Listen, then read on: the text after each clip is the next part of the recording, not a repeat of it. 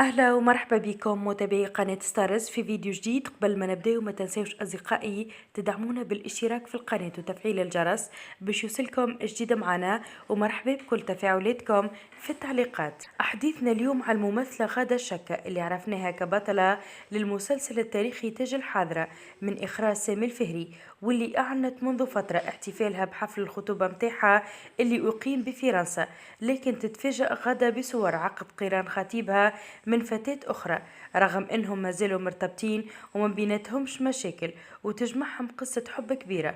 قالت: تصدمت صدمة عمري من الإنسان اللي حبيته، علاش غدرني ما نعرفش، ونهار عقد قرانه يكلم فيا عادي.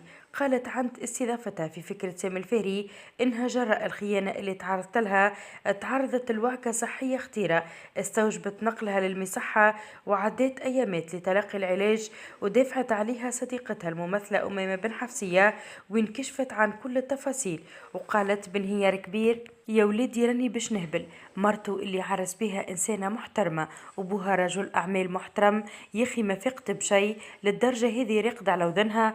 السيد نهار 27 أكتوبر يحوس مع غادة ويدور وحبه غرام وهو معرس بجديدة، ما عندوش لا قلب لا رحمة، وين باش يلقى فعله.